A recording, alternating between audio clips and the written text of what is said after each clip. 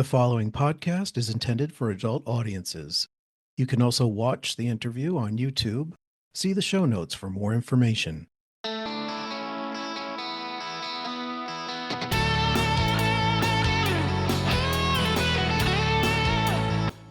am Robert Black, and you are listening to Sexual Heroes.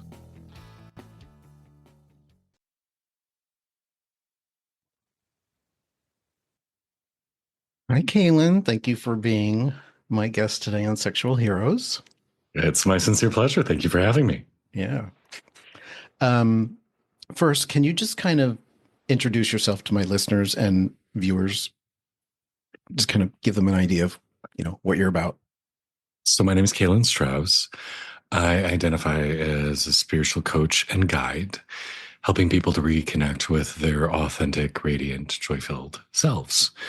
And a big part of the work that I do is this idea of reclaiming wholeness, that so much of what we do in society is break off parts of ourselves into self-contained areas. I'm one person in a meeting. I'm one person with my friends. I'm a different person with my partner. I'm a different person at an orgy, at a sex club. And ne'er shall all these parts meet. And sometimes we have stigmatized aspects of ourselves, like that part of me is bad, or that's something that can only be expressed in certain places at certain times. And those parts of me certainly are not sacred or holy.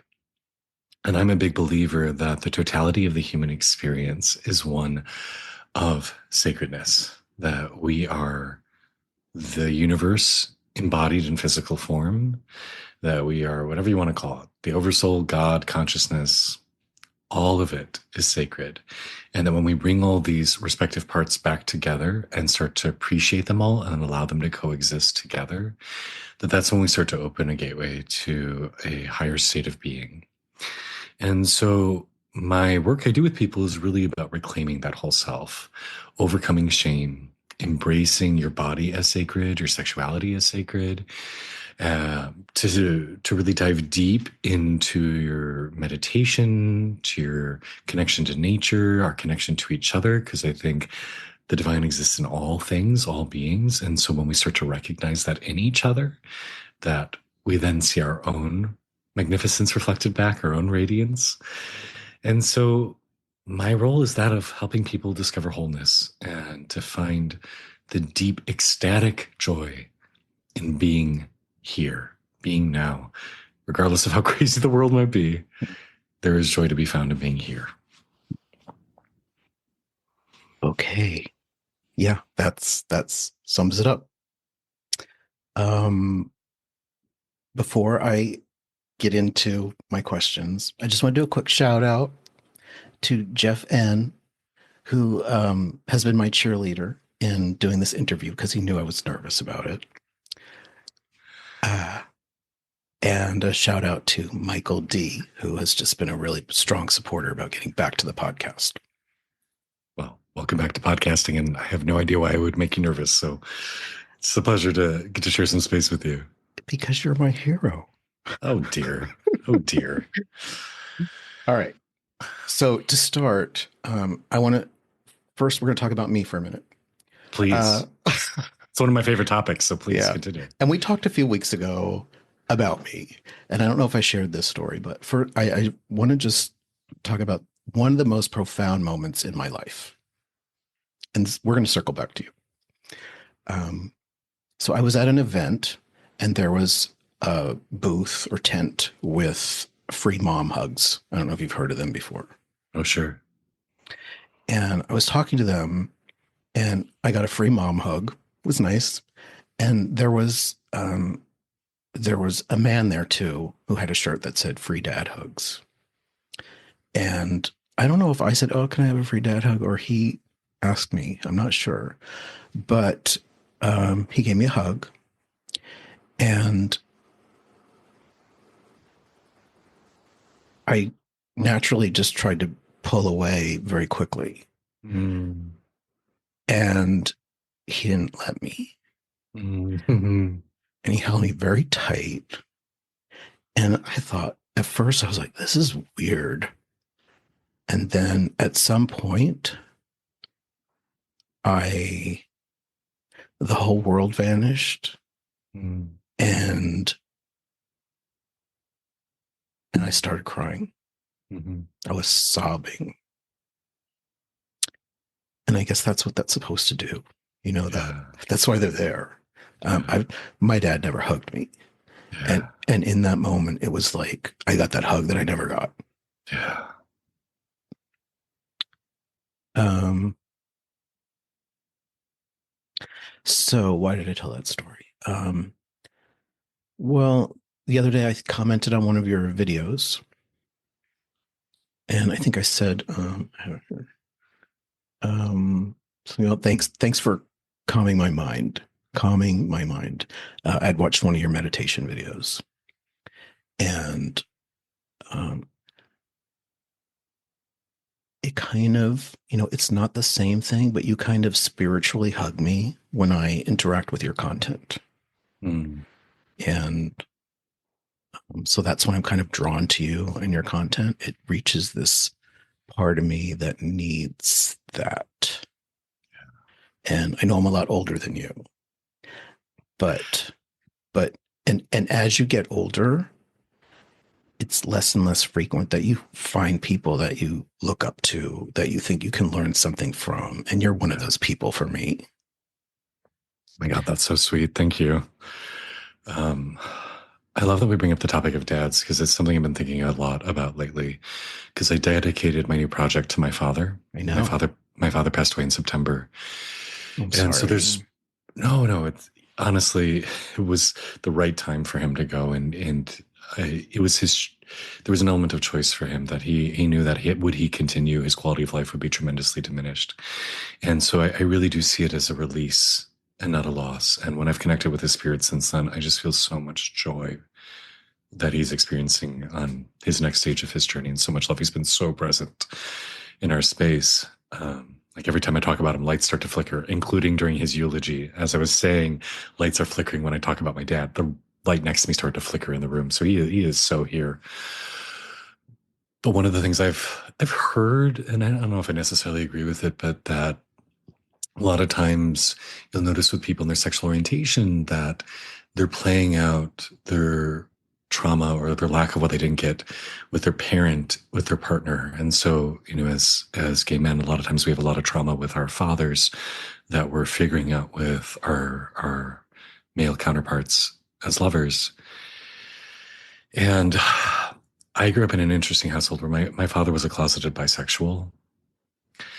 And it was through him witnessing my journey and the love and peace I started to find in my own life that allowed him to start to accept himself fully, that he came out probably about 5 years before he passed. Hmm. And one of the things that became so beautiful in the last few years of his life is his softening and opening. And my father had always throughout my life been a very physically affectionate man with everyone. And I was very lucky to get a lot of hugs and love from him as growing up. So that was never missing. But as he entered this last phase of his life, one of the few times you would see him be truly at peace was when I would come up and just hold him. And whether it was I was just holding his hand or had my arms around him or curl up next to him, you would just feel his body melt and soften. And so these dad hugs were very healing for me and very wonderful. It helped resolve some of the tensions I had experienced with my father because growing up, it was not easy. We had a very complicated relationship growing up. But I also saw that the free dad hugs from him were also very healing for him. And we live in a world right now where men showing affection is taboo or sexualized or risque in some ways. We live in a world where this weird idea of what masculinity is and this weird space of conservatism that expects men to be more stoic and not show affection to their kids, that that's somehow bad. It's just really tragic because I really do believe the point of life is the connections we share, the love we share, how we bond with each other, the joy we find together, and how we help each other grow. And so much of that comes through physical affection. On the retreats I host, often an exercise I'll have people do is, can you let someone truly hold you? Can you let somebody just wrap themselves around you and you do nothing but accept and let go of the walls, let go of what is keeping you quote unquote safe. And without fail, what you just explained, they break into tears and start crying. And you would think that as gay men, we would be healing that wound of not getting the affection and love we needed from our paternal figure, perhaps, if that was part of your experience. But how many gay men do we know who they have no trouble at all being sexual, but have a very difficult time being intimate, being connected, being vulnerable? And so I love that you had this experience of allowing yourself to be held, even if it was against your will, and realizing how it broke something inside of you that needed to let go, let it break open. Because that's what we're here to do, is to help each other, give each other hugs, love one another, soften with one another. And telling me that you feel hugged by me and my content is probably one of the highest compliments you could ever give me. So thank you, thank you, thank you. Thank you. Can I read that dedication that you wrote? Please. Because it brought me to tears when I read it. I cry a lot, I guess. I do too. Now. You're in good company. Okay. Dedicated to my beloved father, my first guide and protector. It was an honor to read the first few pages of this book to you on the last day I saw you in this world. I will meet you on another road in another time, someday soon. Until then, may this book serve as a remembrance of the paths you first encouraged me to explore. Yeah. Um, my dad was in and out of the hospital for much of 2024, so I'd fly back to Chicago like every 6 to 8 weeks to go spend time with him because I knew he was approaching his end. And the last time I went, I was really in the midst of working on this book project, and he you couldn't really talk to him. He was in and out of consciousness, so I just sat by his bed for a few days and just kept writing. And the last day I was there, and I didn't think it was going to be his last day. The doctor said, "Yeah, go home. He'll be fine. Go back to DC." He was cognizant enough to ask me what I was working on, and whenever he would look at me, God, that last day, like he would just, you just saw him turn into a little light bulb. Like he just overflowed with love. And as I was reading this to him, you could just tell how proud he was. Because growing up, my dad was somebody who always aspired to make people's lives better. He would hold motivational talks at the library, and he would read to me passages from the big self-improvement gurus from the 80s and 90s. And I finished reading this part to him, and he just, as best as he could, it wasn't easy to understand, but he's like, "I am so proud of you. And I love you so much." And then I flew back to DC the next morning thinking I would see him again. And a day and a half later, I got the phone call that this was it. He's gone. Um, so yeah, so for me, dedicating this project to him was very important, especially because, like I said, growing up, I did not respect my relationship with my father a lot because there was a lot of tension. There was a lot of tension, especially as a closeted bisexual man who had a son who was obviously gay. And he told me that when I was probably like 6 or 7 years old. He's like, "I think you're gay." And I didn't even know what that meant, but I knew it was bad. So there was a lot of tension. And I resented him for a long time. And to reach this closure point at the end of his life over the last couple of years, where you could tell that we had reached a really beautiful point together, that we had forgiven and healed and just moved into this state of uncomplicated love. Just, I'm here to sit beside you and love you. Had you asked me 10 years ago, would we ever reach that point? I would have said absolutely not. Um, but it's something I'm so immensely grateful to have been given that gift of these last few years with him. It's beautiful. Um, I had a difficult childhood with a relationship with my father. We've been estranged for, I don't know, 15 years at least now, 20 years. And um, so when I read that, I remember hearing in your videos somewhere along the line that you did have, and maybe in the book, the first book I was reading, you may have alluded to a difficult childhood and experience with your father. Yeah. So when I read that, I wondered, are you talking about your biological father, or was there another man that came into your life and, became your dad? So I'm really happy to know that that's one and the same. Yeah, it's interesting. I've had a lot of mom figures in my life. Like my grandmother was like a second mother to me. When I was a baby, 6 months, my mom had to go to China for a few weeks, and she took care of me, and I was so close to her. I love my grandmother immensely. I've had other women kind of fulfill that role in my life, but I've never had a lot of dad figures. Um, and I honestly, I don't use the word daddy for myself because it takes on such like a Mm-hmm. sexualized context in the gay world. But the comforting, paternal, unconditionally loving place where you find peace and solace aspect of like being a daddy is something I very much identify with. So I don't use that term, but that is very much what I aspire to hold for other people is that space of peace, comfort, safety, love. And to really say one of the beautiful things of parental love, ideally, is the unconditional part. And unfortunately, most of our parents cannot fulfill that. Most of them, their love can be quite conditional. I love you when you do this, or I love you if you are that.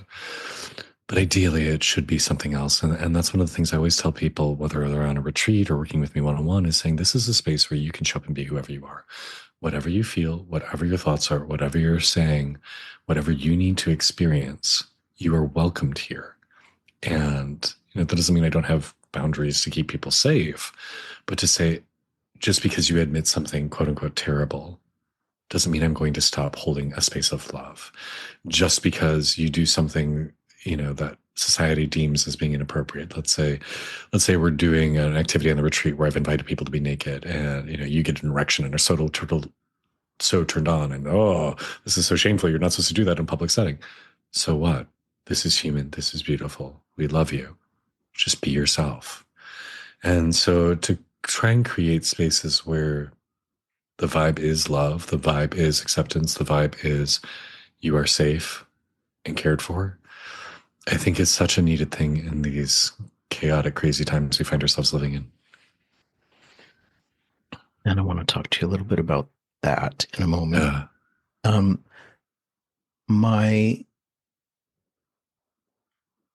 I did get a dad figure at some point in my life. And he really had a big impact on who I am now and becoming that whole person that you mhm, talked about, just being you 24/7 and not having different identities. Um, and that was Daddy Zeus. He owns Zeus Studios, a mhm, porn company. mhm, And when I first got into porn, I did a BDSM flick with Brush Creek Media, and then I always loved the Zeus videos. The men were beautiful and muscular, and I wanted to be a Zeus model. So I mhm, that's when I started working out. I got in super tight shape, and he hired me. We ended up becoming very close, mhm, and everybody else called him Daddy Zeus, but to me, he was Dad. mhm, Um, he helped me create Robert Black. It mhm. was like this persona. Um, but years later, I realized I hadn't created a persona, Robert Black. What I basically did was give myself permission to be Yeah. myself. He helps you reveal it. Yes. Yeah. So he had a big impact on my life. Um, yeah, yeah. So That's beautiful. our dads are important, or Yeah. having a dad figure. You alluded to the current state of the world, the country, and the world. Yeah. You you released a video not too long ago. It was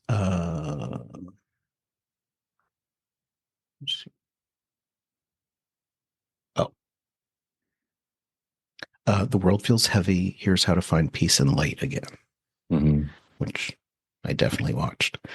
And um, I wonder, um, I feel like now this point in time is like a true test of being able to be your ecstatic self Yeah. with everything you see around you. You in your book you mentioned the Buddhist practice called metta. Mm. You know, wishing well for everyone, Yeah. and we're all one. And when we look out and see so much hate and cruelty, it is it is challenging. Yeah.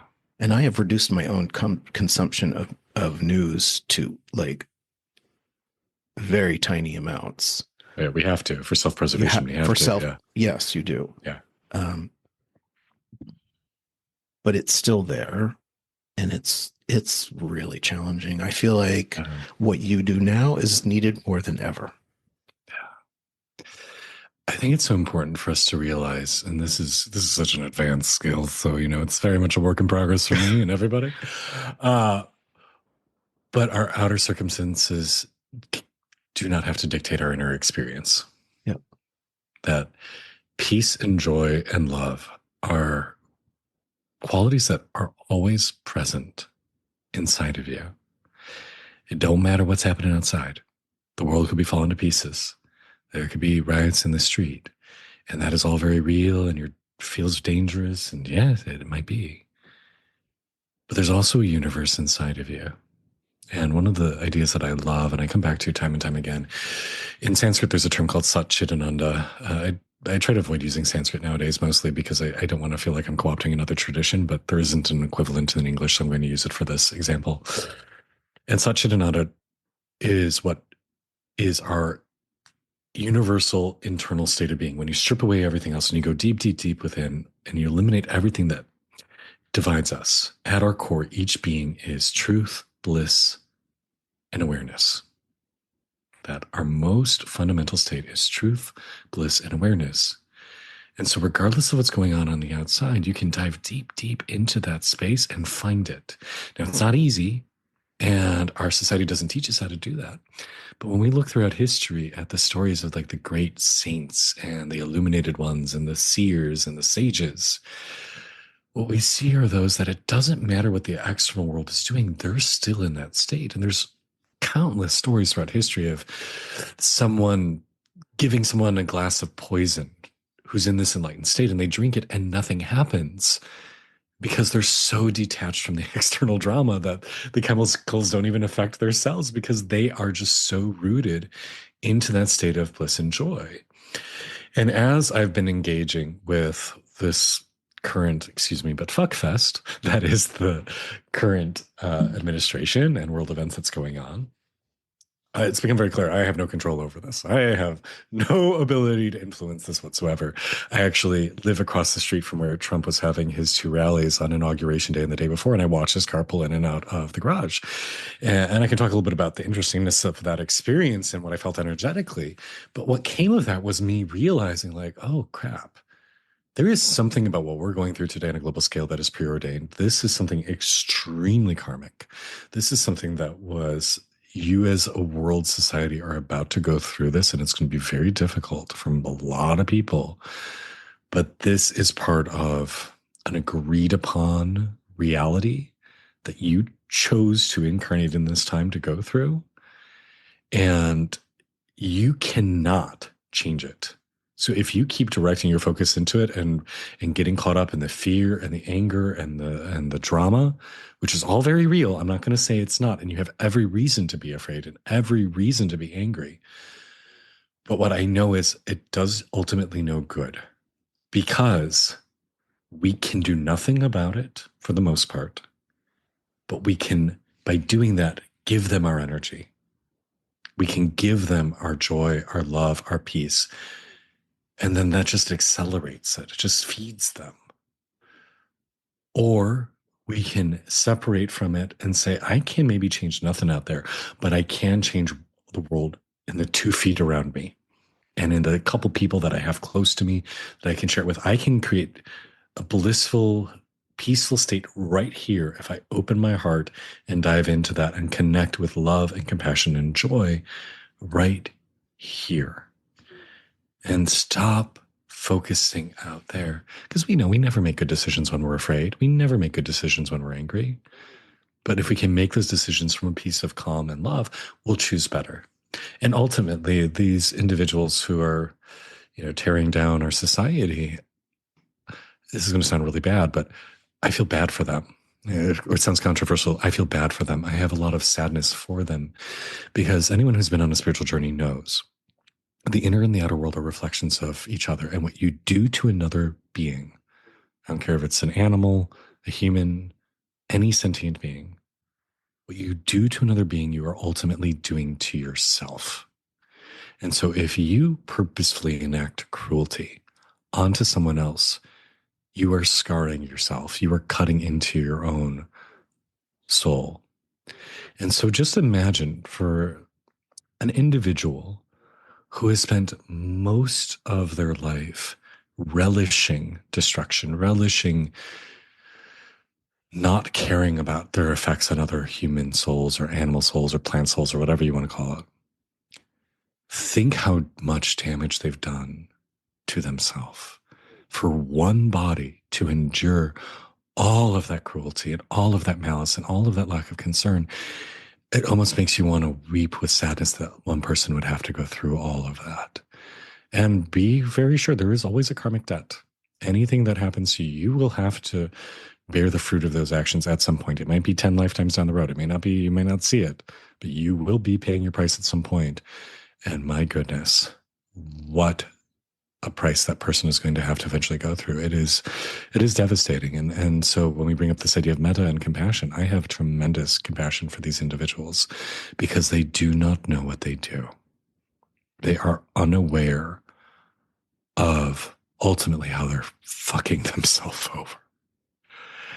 And so that doesn't mean I want to be around them. Doesn't mean I want to be anywhere near them. Being across the street was far too close. But it gives me compassion for them. And then I'd say, you know what? Me and my husband, we're in the process of saying we're selling our condo. We're getting out of DC. We're going to go find a rich piece of land, create a retreat center, create a sacred space where people can come visit us, come attend workshops, come meditate, come hang out, find a refuge from this craziness. But I'm not going to change this world. But what I can do is I can find a little place somewhere where we can create an abode of peace and love. And anyone who wants to share in that is welcomed, because I think that's how we're going to survive these next chaotic several years. You talked about karma and, maybe not in this lifetime or the next, but you do have to pay the price. I think most people hope to see that karma come around in this lifetime for these people. Yeah. And it's hard to think that, that they won't. Well, I think it's important to keep in mind two things. First is you have backlogged karma. So the more actions you've undertaken that have caused karmic ripples, the more things you have to go through. So if you're undertaking something now and you've got a huge backlog of karma you haven't worked through, it just gets added to the end of the line. You may not see it for a while. Yeah. So it comes. It just, yeah, I know. It'd be fun. My little, I don't think we'll call this nefarious because ultimately it's very healing. But my little thing, if I see somebody acting really poorly, is I just say, I'm not wishing bad for you. I just am wishing that whatever karmic rewards you're deserved, may they come quickly. May your karma come quickly, because ultimately it's going to help you grow and heal. So it's not something bad to wish, but poor choices. May your karma come quickly. Yeah, you're a real person. But the other thing I want to say is, and this was part of like having this individual so close by, is I was like, oh, I wonder what it'd be like to just kind of feel their energy and go into it. And I'm not going to qualify their energy because that's just my perception, and I don't want to be casting judgment. But what I thought was really interesting was there was this level of protection around them. It was like this golden sheen of protection of like nothing bad is going to happen to this person for right now. And the reason is they're here to fulfill a purpose. They're here to fulfill a purpose. And as somebody who identifies as very much focused on peace and equality and wellness and justice for all, I am cognizant of the fact that for quite some time now, actually throughout all the history of my country that I was born into, there has been an immense amount of suffering inflicted on individuals in this society, Mhm. from the First Nations people to the people we brought over in enslavement to minorities and women and so many others. And we never really fixed it. We never addressed it directly. I think President Biden was the first president to ever apologize to First Nations people, ever. We've never tried to right this karmic wrong. And so our karma is coming back to us. And we have seen for many decades now that things have been creeping along, but they haven't been good for some time. And it's almost like we've been trying to like patch up bullet holes with band-aids. And so as uncomfortable as this is, and as much as I dislike this happening right now, part of me just thinks like, you know what? Part of me thinks it has been time for a big reset. Part of me thinks it's like, oh, would he have been able to continue to thrive as we had been, or was it all going to come tumbling down anyway because of our past actions that were never fully addressed? And so my hope is, and we may not see it in this lifetime in ours, but my hope is that if the worst happens, if society crumbles, if we lose everything, that rising out of the ashes will be a more aligned, a more kind, a more loving and tolerant society. And there are some people that believe that. You look at the Hopi prophecy. I don't know if that's something you've heard of or your listeners have heard of, but a long time ago, there was this prophecy that there would be a group to arise, not of this land, with immense advanced technology, and they would rule under the sign of a swastika. And then a short time later, in another generation, a leader would arise from this land wearing a hat that is red, a cap that is red, or a red cloak, and they would be known for that. And they would shake things up incredibly, and much would be destroyed. But then the generation after would rebuild in the right way. And we see that in the Hopi prophecies. We see that in India, there's this idea of the turning of the yugas, or the karmic cycles of the rise and fall of civilization. Some have argued that we have recently just endured one of those shiftings, which went from a low age to a slightly higher age, or we're about to go through that shift actually this year, depending on who you're listening to. And just because we're slowly leveling back up doesn't mean that there's not going to be cataclysmic events and a lot of uncomfortable situations in the meantime. But the thing I do witness, and this isn't everybody, but for a large number of people, people are becoming more aware. They are becoming more tapped in to the effects they have on others. I mean, even in the last 30 years, look at how the words like karma have become so commonplace that everybody knows what it means. Mhm. How many people do we know now who do meditation or yoga or Tai Chi? 30 years ago, we didn't see that. Think of how accepted acupuncture is now, or Ayurvedic medicine. In the last 150 years, look at how occult practices and ideas have bloomed. Interest in mediums and seances and rituals.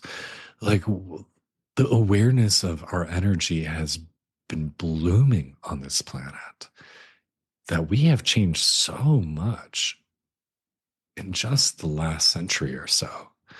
And I think that's going to continue. And ultimately, actually, I think that's part of the reason that these individuals are able to wreck such havoc as they are right now is I think they know it. I think they're very aware of their energy, and they're very aware that you can manipulate this reality. And the more you become aware of that, and the more you tap into your own power, the more stuff you can do. I think we're re-entering that age we hear about in antiquity and stories of these immensely powerful beings using their powers for good or for ill, these great heroes, and also these great, terrors that used to walk this planet. Maybe we're evolving back into that space where that becomes possible. Anyhow, that just got super esoteric, but it's all the stuff I've been thinking about. And it's helping me cope with these difficult times of like, okay, there's a bigger purpose. There's a bigger purpose. And I signed up to be here. And so I'm just going to let go and take care of what I can. Uh, you talk about karma, and I kind of see it as like this pendulum, and it's been going back and forth from left to right, right to Mhm. left. And I feel like just the pendulum got pulled really far back, Mm, and it's going to swing back the other way. That is what yeah, I imagine happening. And that yeah. keeps me going. Every action has an opposite and equal Yeah. reaction. So yeah, there will be a reciprocal force against this. So I'm right with you, brother. You talked about not feeding into all that, that negativity and the politics and the anger and the all that, but to focus on what is good and what is around you. And when I thought about starting the podcast again, at first I thought, I got to make it political. We're going to, fight and we're going to have guests that are like really into all of the politics and what's going on. And then I had this aha, and I thought, that's not what I want to feed my listeners. Yeah. That's not what they need to hear from me. Yeah. They can get that anywhere. Yeah. But I hope to, this should be a place where people come to feel good. That's what Yeah. this is all about. And that's what I want to put out there. Yeah. Yeah. Where the focus goes, the energy goes. And I think even in more normal times, it's important us to recognize, focus on the things you have control over, because you will lose your mind if you focus on the things that you ultimately have no effect on. And, we like to think of ourselves as being so powerful and, oh, I've got an audience of this many thousand people. They're going to, rise up because I posted something and I can affect the mass. And it's like, no, girl, you can't. Like, just recognize the fact that you are a grain of sand in a windstorm. Just do your best. Don't worry about it. Just focus on you. And I refuse. I refuse to lose my joy in life because of other people's choices. Just one more thing before I want to move on to something else. But for those people that do feel like they want to be somehow an activist or go to a protest, what are your thoughts about that? How do you reconcile this detaching and focusing on joy, and but yet wanting to do something to move that pendulum back in the other direction? It's a great question. And the thing that comes from me is choose your battles, because we don't have endless energy and we don't have endless ability to fight. And when there is an opportunity to make change, then do it.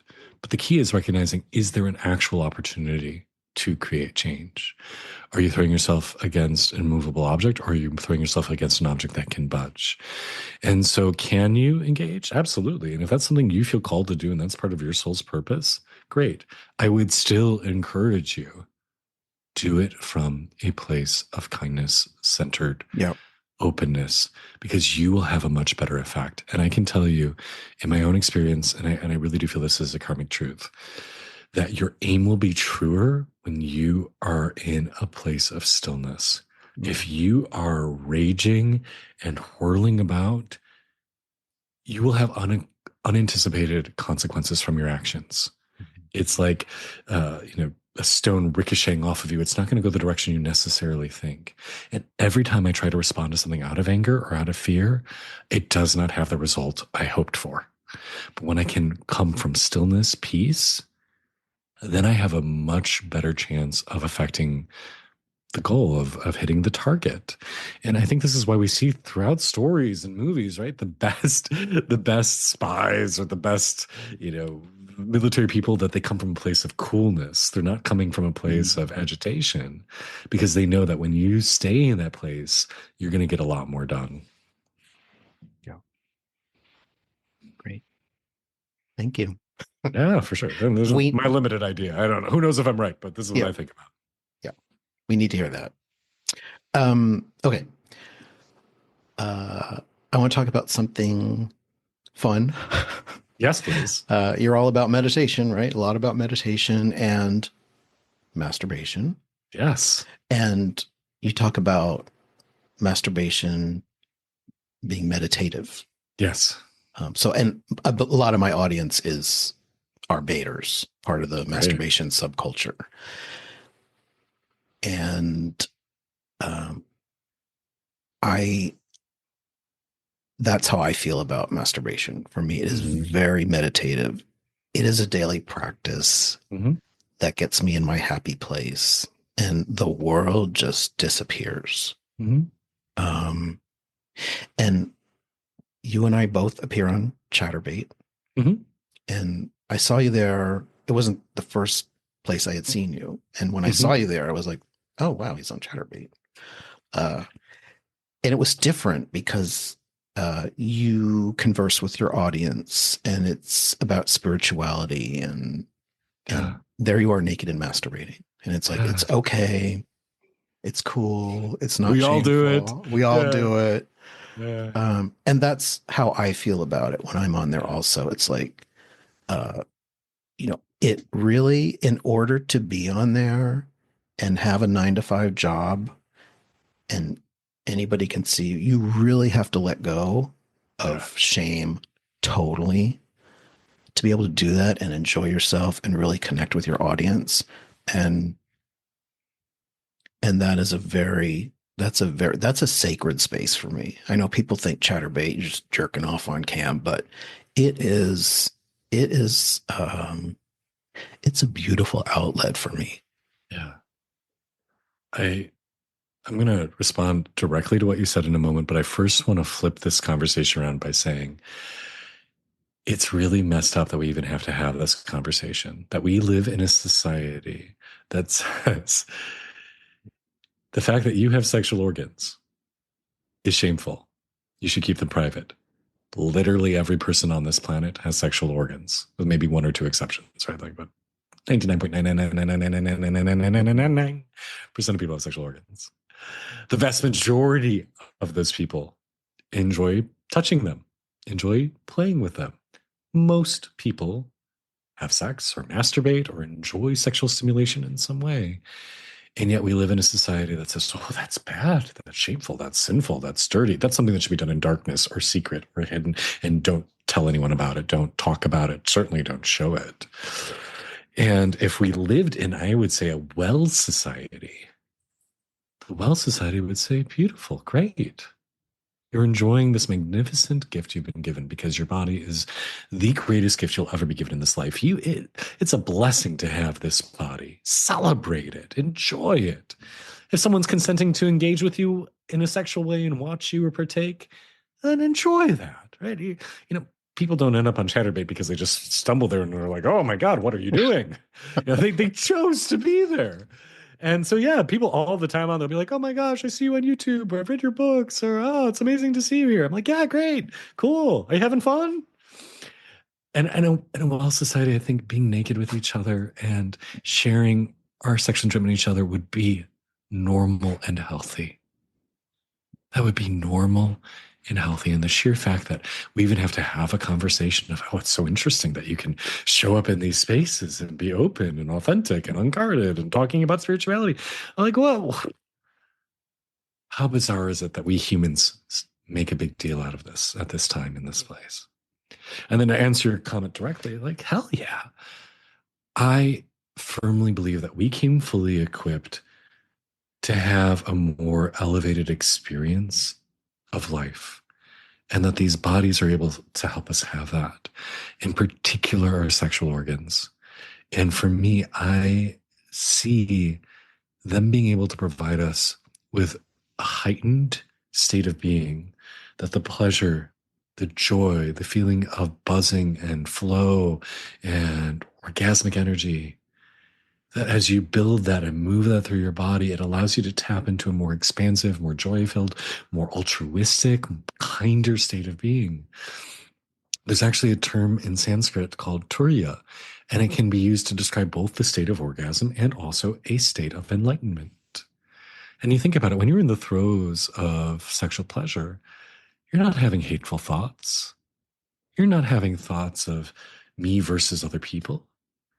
In an orgasmic state, you're expansive, joy filled, compassionate, loving. You're loving everything around you and everyone. Imagine if we lived in that state. And so I view my sexual energy as very sacred. I recognize that it is a tremendous tool to help me live better, more joyfully, and access more elevated states of awareness. Now, people don't have to use their sexual energy that way. We see time and again, people's sexual energy brings them shame or causes pain, but it can also be tremendously healing. And this is not a conversation I ever hear being had in our society. We hear about, oh, that person's sexual energy damaged me. I felt invaded by it. It hurt me in some way. I'm carrying around baggage because sexual energy is dangerous and can be painful. I may have even given consent, but something still happened. It made me uncomfortable. But we never hear the opposite. I have never once heard somebody have a heartfelt conversation about how sexual energy has helped heal them and how it's made them a better person and kinder and more loving and more self accepting. And we know that energy is neutral. It is not inherently good or bad.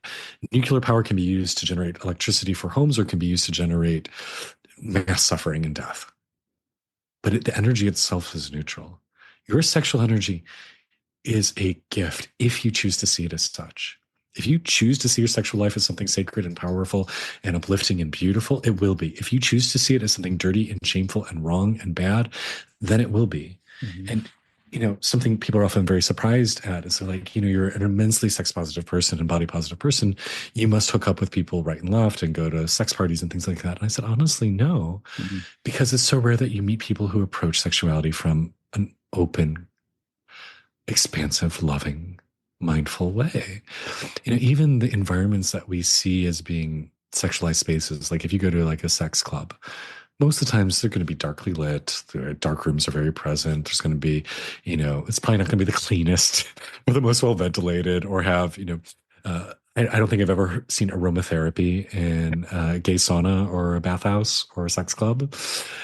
It's usually like we use the term dungeon often, right? And again, there's no issues with that. If you're there, that's great. And you're working through, like it brings up like shadow stuff for you to work through. Awesome, great. But if you tell me, okay, what is the sexiest setting for you where you'd want to partake? I'm imagining some like ancient Greek villa with trays of grapes and someone playing a harp and billowy white curtains and sunlight and pillows. Like, yes, that kind of sex club I would love to go to. Where are those? Because what does the environment tell me about shame versus openness, about this being a connected, holy experience versus this being something that has to be done under the cover of darkness? And again, if that's where you get off and that brings you joy, I'm not shaming you or telling you that's bad, but where is the opposite? Where is the place that says celebrate this in the open in the daylight with incense and trees of grapefruits? Where are those? And I have not seen those yet. Kaelan, is there anything that you would like to share with my listeners and viewers? You are capable of having an amazing life. More than capable, you are entitled to having an amazing life. That you came here for the joy of this experience. And I really think that's something that gets lost in today's discourse is fundamentally to be alive in this body at this time is a joy. And I know that's a hard thing to hear when you say, but there's so much suffering and there's so much inequity and there's so much pain in this world. And I say, yeah. And at the same time, it can also be a joy. Now, you can adopt the idea that you just ended up here by random, or you can adopt the idea that you chose to be here. You chose to be here at this time and in this body. And I'm not going to tell you which one's right. That's your choice to make. But I know perspective is everything. And I know that when I consciously choose to shift my vantage to say, I don't have to be here, I get to be here. I get the opportunity to have these experiences. And you maybe have heard of Alan Watts' idea of the dream machine. And it's actually not his idea, it's an idea that's gone back ages and ages. But he tells it really well. And he basically says, imagine you're given a machine where you go to bed at night and you can have any dream you want. And when you're in the dream, you feel like you're living it for 70 years. And so you set the dream machine so that you get to go dream yourself as being a king in a fabulous land and everything's wonderful. And you wake up and you say, wow, that was amazing. And you repeat the dream the next night, the night after that. And then you're like, well, what if we make it a little more adventurous? What if we bring in some challenges to go through? And slowly over time, as you get to select the dreams you enter, they start becoming wilder and wilder. And eventually you might say, you know what, let's set it to random. Whatever happens, I'm in it. And because I know I'm going to wake up in the morning safe and sound, and I'll have realized it was all a dream. If you did this enough, you would eventually end up in the life that you are in right now. Why I think this is a powerful story is this is an idea that has been explored throughout many spiritual traditions. That this life we are living is not any more real than any dream we have when we go to bed. and that there was an element of stepping into this reality, and that when this life is over, it's not the end of you. You will step out of this reality back into some other state of being. And so that it is a privilege to have this experience. There was a choice to come here at this time. And one of my very favorite quotes is, the difference between an ordeal and an adventure is perspective. The difference between an ordeal or an adventure is perspective. This can be something you have to go through or something you get to go through. And I know in my own journey, the things that have often been the most painful, when I navigate them consciously and I'm grateful for them and I don't drag my feet and yell and scream the whole time, at least not all of the time, that when I look back in hindsight, I say, you know what, that was uncomfortable, but I became a better person through it. That discomfort, instead of shutting me down, which it can shut you down, but instead of shutting me down, it cracked me open. And often the difference between the two, again, is choice. It is your perspective. And so I can't tell you what is going to be coming in the next 3 months, 6 months, 8 months, 2 years in the world, in the United States, because I think there is going to be a shift so dramatic that we will no longer recognize the places that we live. But I do know I have control over my own response to it. And to get to see every day as a privilege in being, that I'm going to do what I can to take care of myself and the people I love, and whoever wants to come and share space with me, come on. Me and my husband are working to create this retreat center this year. Come on over. Come find some sanctuary. I'm going to take care of what I can. And I'm not going to let the drama of the world take away my peace and happiness, because it's just worth too much.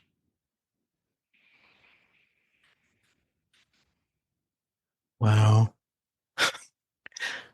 That's a great way to end. Can you tell everyone where to find you? What, you know, sell yourself now. Oh, well, I'm not an escort, but I'll try.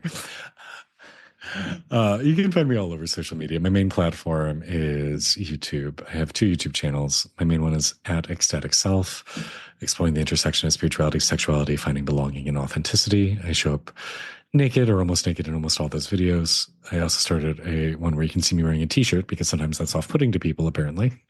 And that one's at the Ecstatic Self. My website is ecstaticself.com, where you can find out more information about working with me directly one-on-one, as well as retreats I host. At the moment, my dates for 2025 are TBA, because we do feel we are going to have our own space in the next 3 or 4 months. So you can sign up for my mailing list to get alerted about that. I've got a Kickstarter going on right now. I launched my new book, 48 Gateways to the Ecstatic Self and Matching Oracle Decks. So it is queer, body celebratory, nature-based, very ethereal and mystical. So if you like all the things I'm talking about, you'll probably love that. I'm on Insta, I'm on X, I'm on Blue Sky, I'm on TikTok, I'm on everything. On Chatterbait. So most of those links you can find in my link tree. But yeah, please know I'm always open for conversation. I offer free discovery calls if you ever need to chat once or want to learn more. And what I always tell people too is, if you want to work with me or you want to go on a retreat, money should never be the reason to say no. I always give plenty of scholarships to attend my retreats. I'm happy to work at whatever rate I need to for people who feel really called to work with me.